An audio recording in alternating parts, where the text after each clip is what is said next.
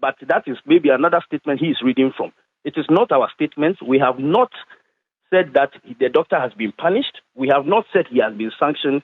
How they spoke to him was disrespectful and has dampened the guy's commitment, his spirit. Welcome to the Political Rant with me, the voice right here on Ghana and 7 TV GH. Please like, comment, subscribe, share, turn on the notifications so that anytime videos of this nature are uploaded, you'll be notified. It was for receiving more news from AyEka Watermale Teaching Hospital, Endra, Minister of Health, Akandoni, Deputy Minister of Housing, and I said Bibisa, Suhunino, Edibeni, Tamale North MP, no, Omako display or Tamale Teaching Hospital. More news is coming in. Apparently, Grano. Gaia now more doctor they were engaged in that banterweight, you know. Onye Dr. Kitwo, sana onye manu. If Dr. Valentine, onye man kitwa, sana oye consultant angasa. Consultant. Ye still be a consultant that you say, or ye senior doctor, wakwaye specialization. And the consultant no, or you'll be other junior doctors work under him. Onuna, Danny Hall Prefect. Any near so shita so win yamako display or Tamale Teaching Hospital, sir. And the Ghana Medical Association, yes, GMA, fu. Almost see minister no, as I saw on pa Dr. Valentine acho. See as I saw pa Dr. Valentine no acho. They must apologize to Dr. Valentine for the gross disrespect that they exhibited towards Dr. Valentine yesterday at our Tamale Teaching Hospital. That aside, less than 24 hours and so, and I had to say, Sana, not knowing, NDC for no person CEO of the hospital, die. And yes, I dare see and dry into you. Now my planet was a pam CEO. Now CEO so my pam I professor, no, I head of CEO of Tamale Teaching Hospital. Also, he is the only nephrologist. The only nephrologist over the entire northern belt of Ghana. Only nephrologist. Now politics NDC for. The only nephrologist. Jumawo, the entire northern belt. And the NDC member doctor. Only shall experience biasa. Running self person parliamentary candidate ma NDC. Tamale honum. And our moody no be replaced. And that is the kind of research we have voted for. That's the kind of people we have voted for. So the videos follow next. Banta Buko also. Join news. Enye easy cry. Kanami Kembi. And the doctor, General Secretary of GMA, Dr. Richard Selome. Minim no power. A very excellent doctor. Can I do MP Nini Minister? Any easy cry. Let's go and let's watch it. Please remember to like, subscribe, share, turn on the notification so that anytime videos of this nature are uploaded, you'll be notified. The video is up next. The hospital, and he says that you've gotten it wrong. Thank you, Elton, for the opportunity. Clearly, the minister either has chosen not to read or is being very, very disingenuous. The statement we have issued is clear and straight to the point. Probably you need to read it to his hearing, if maybe he hasn't read it. We specifically condemned how the dismissal went, even though we acknowledge the fact that the minister has the power to hire and fire. Right. We just felt that we haven't seen any letter. We heard it in the media. They were reported that it was because of the negligence. He is now claiming that it was already in process, administrative issue to reset the hospital. Fine, that is so. But if he reads our statement, you will know that that was not it. Number two, he is trying to gaslight the association, and pretentiously so, by making statements that we were reacting in a certain way because we saw a video of them questioning a doctor. We are not claiming doctors are gods. But he should know better that inquest into death of any human being is not a public event. And that is why when mortality audits or clinical audits are organized, It is not even open for external sources. It has to be done first before it is then proceeded from the hospital to take certain actions or not, or escalated up depending on what. If you have any challenges, you can proceed to any of the regulatory bodies. Nobody does inquests on camera. It has issues of patients' confidentiality. Patients' details will come out.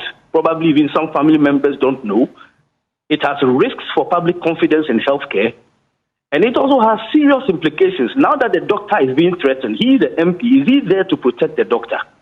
So I think he must stop that. If he is trying to make the call at the end, that we should sit and stop being emotional. And this threat is coming from who, I Dr. expect Salome? he himself to be very, to read our statement carefully and then respond properly to it than how he's trying to go the tangent that is just because they are questioning a doctor. No. Dr. Salome, who is threatening this doctor? Who is threatening this doctor? Social media has been sent messages saying that he's killed the patient. People are on his page cyberbullying him. People are sending messages to the wife and his family. And the MP is there saying that it's because they've questioned him. Who says nobody can question the doctor? He in particular was shouting at the doctor, if a minister is this, then it means that he has been acting worse. When the doctor in his constituency has been using his money to fund water for the emergency, has he, as the MP, in or out of government, fetched water for that emergency to function? So I think we must move away from this thing of trying to scapegoat people and then gaslight them subsequently and try to blame them for systemic issues that really are out of their view. We have not said that he has been invited. He can go and read our statement. We have not said that he has been sanctioned. So wherever he's reading that from, I don't know. But that is maybe another statement he is reading from. It is not our statement. We have not said that the doctor has been punished. We have not said he has been sanctioned. How they spoke to him was disrespectful and has dampened the guy's commitment, his spirit.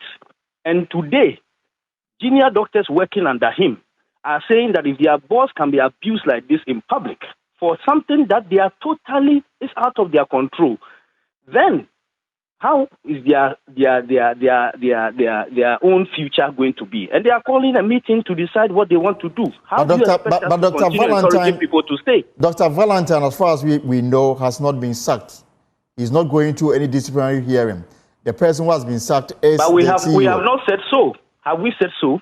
And then you made a point that there's no, a I'm saying, Elton, kindly admit to that. Have we said so in our statement? You have read it. Have we said so? No, in your comments you made early on, it starts to suggest that the link was to Dr. Valentine and not the CEO, the former CEO. I never said so. I said that the man has not been punished, but he, Dr. Valentine, has been threatened. Even mentioning his name is not for his own safety. Okay. I didn't say the CEO has been, and our statement never said so. So he should withdraw that comment and do the right thing. I'll bring it. Yes. Let me conclude. The thing is this, that there are issues that are systemic, and we expect that is done. There are also issues that the man has explained.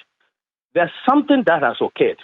People have taken to social media blaming the hospital. The hospital has responded saying they are going to have a formal inquiry into the matter. Why don't you allow the hospital to go into it, find the people who are culpable, and then deal with them? If you are dissatisfied, you can even come in and deal with the issues. You, the MP and co, are making prejudicial statements, prejudging the matter that negligence has occurred. What are you doing? If the hospital finds out that it's actually not negligence, because negligence is not a common word, it's a legal term in medical legal practice, which has certain criteria that must be fulfilled. If they find out that it is not negligence and it actually goes against the declaration by you, what then? How will that statement even be trusted?